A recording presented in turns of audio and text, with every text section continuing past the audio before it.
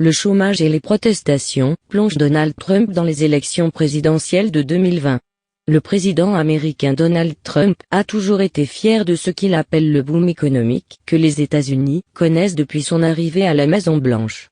Mais les derniers mois de ceux qui étaient assis sur la chaise bureau ovale n'étaient pas la façon dont Donald Trump espérait, en particulier avec la stagnation de l'économie américaine due à la propagation de l'épidémie de corona dans le pays, et son pays se classait au premier rang mondial pour le nombre de blessures et de décès dus à la dite épidémie, ainsi que la propagation des protestations dénonçant le racisme.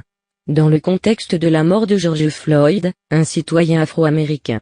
Les crises internes du pays se sont clairement reflétées dans les résultats de nombreux sondages d'opinion, sur les tendances de l'opinion publique américaine lors des prochaines élections présidentielles, dans lesquelles le président américain parie sur le fait de remporter la candidature pour un deuxième mandat, comme ce fut le cas des présidents précédents au cours des 3 dernières décennies.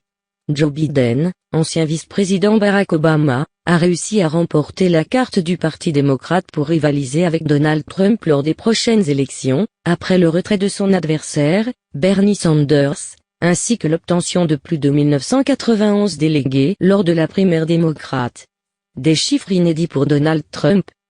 Ces derniers jours, plusieurs résultats de sondages d'opinion ont été publiés, alors que la popularité et les chances de Donald Trump dans les prochaines élections ont globalement diminué. Les questions de ces sondages sont liées à la crise économique ainsi qu'aux protestations en cours à travers le pays.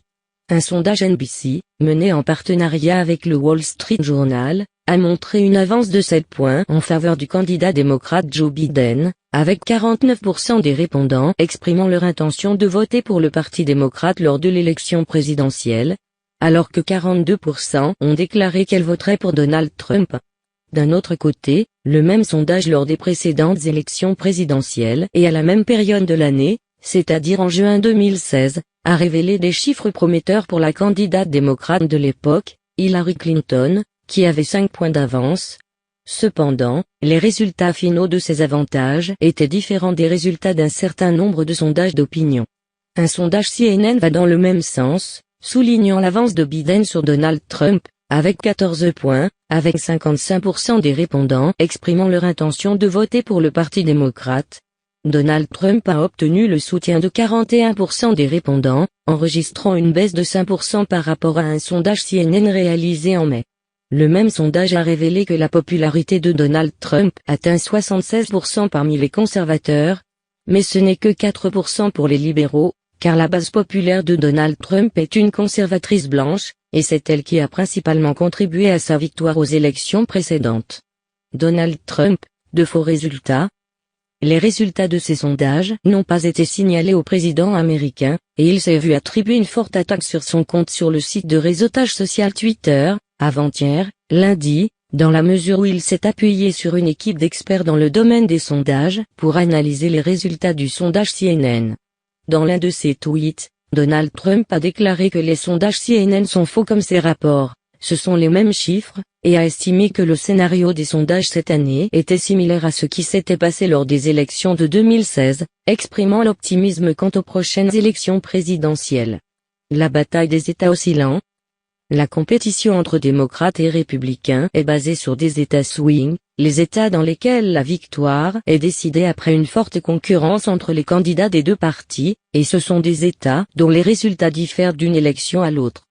Par exemple, les républicains n'aspirent pas à gagner les États de Californie, de Washington, de New York et d'autres États libéraux.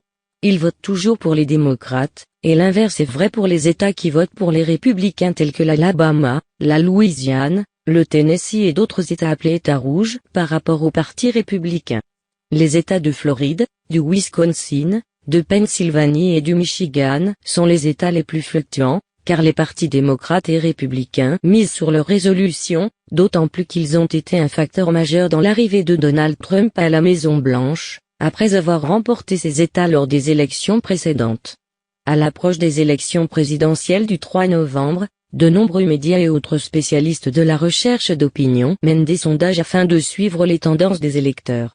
Mais les résultats de ces sondages ont soulevé de nombreuses questions lors des précédentes élections présidentielles, lorsqu'ils ont suggéré la victoire de Clinton.